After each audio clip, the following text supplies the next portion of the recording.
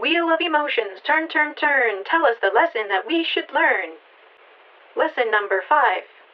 There are more than 5 emotions.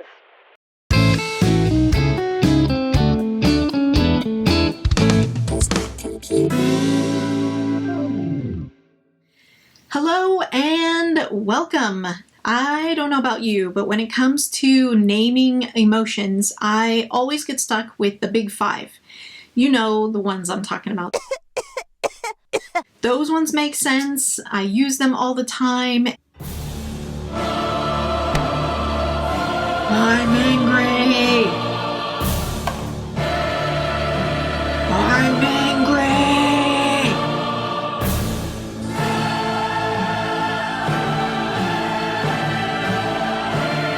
I'm angry. Sometimes I feel like no other words exist and it's hard to think of those other words.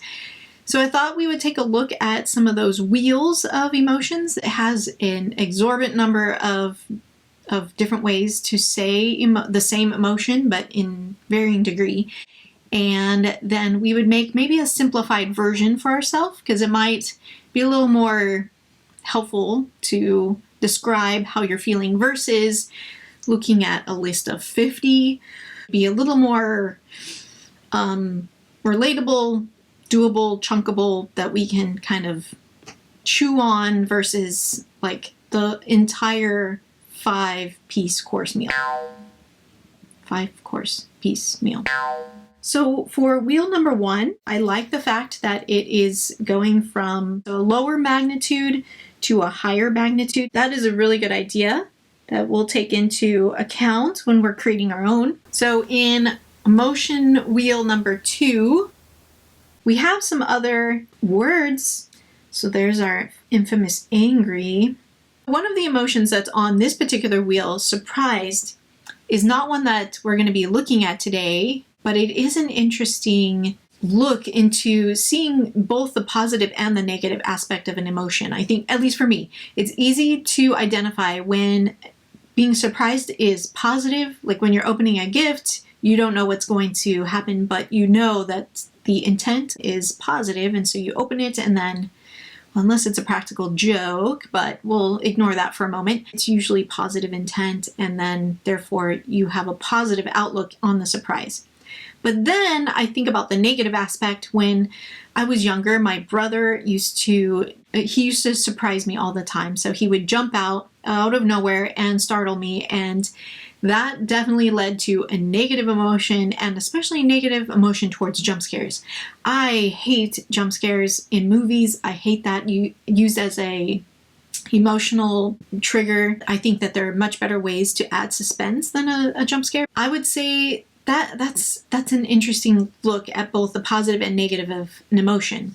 And I can theoretically see the positive and negative of anger, but when I have a difficult time thinking of both positive and negative as happy or joy, I don't see the negative aspect of joy itself.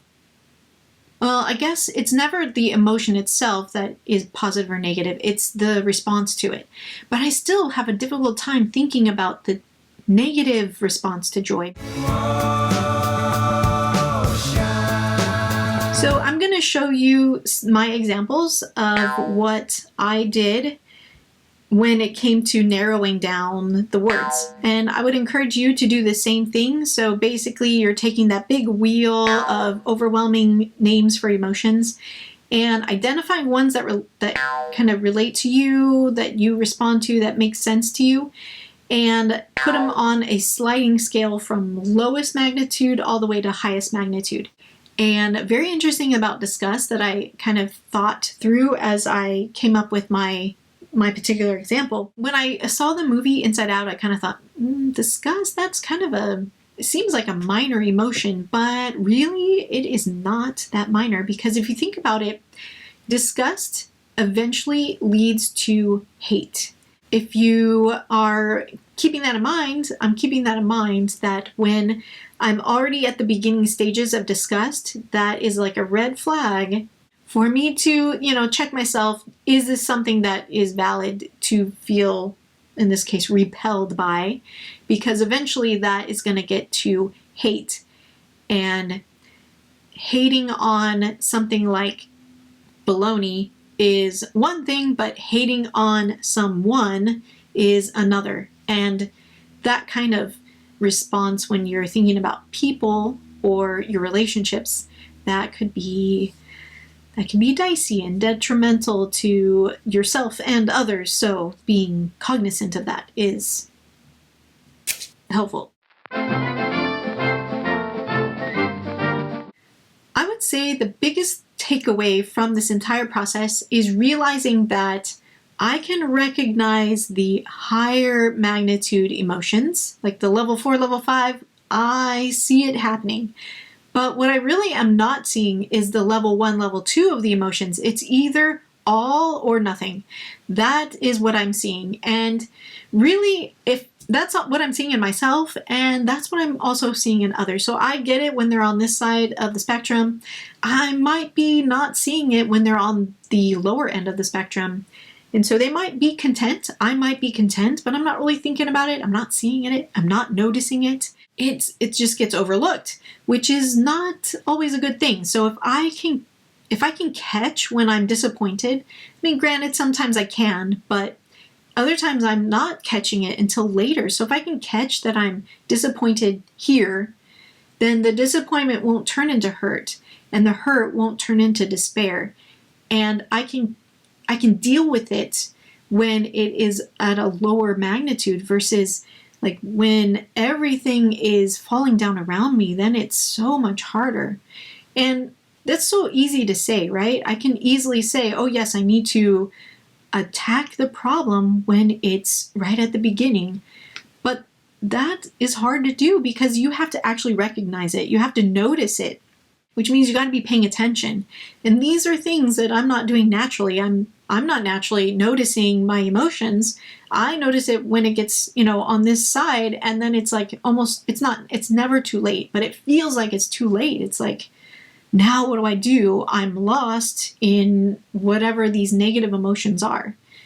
And yeah, and I know that I'm also misinterpreting other people when I am not really noticing these lower level emotions. I might be misinterpreting them to be negative or neutral when they're not neutral, and it's also causing problems. But at least we know that the problem is there. So the next step would be to do something, and I'm gonna say it to myself over and over again. It's going to be baby steps, take one step at a time. Yeah, that's got to be my mantra. Otherwise nothing will happen. It will be too overwhelming to think about where I want to go, but no, I need to think about, yes, have that vision of where I want to be, but take just one step to get there. And I don't have to take 20, just take one step. Maybe I might be taking some steps back sometimes, and that's just going to happen. And give myself grace. You need to give yourself grace in this as well, because this is a new area that we're trying to understand. And it's not always going to be easy. I mean, I would love to push the easy button and make it go away, but that's not life. That's not even Staples. I mean, Staples, come on. That sounds all well and good, but that's a gimmick. And we don't want something to be a gimmick. We want it to be real and natural, and that's gonna take time. But it's worth it. It's worth it. Things will be so much richer, and you'll just have a better understanding of everything, of yourself, of the world.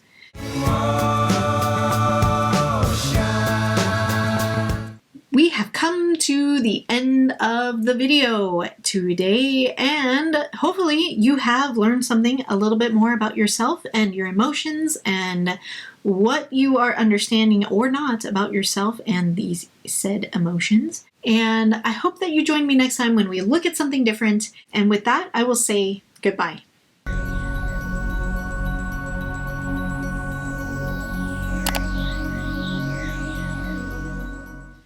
Wheel of Morality. No, that's not right. That's the actual. Today we're going to be looking at emotions What's new? You ready? You ready to take a look at it? Here we go.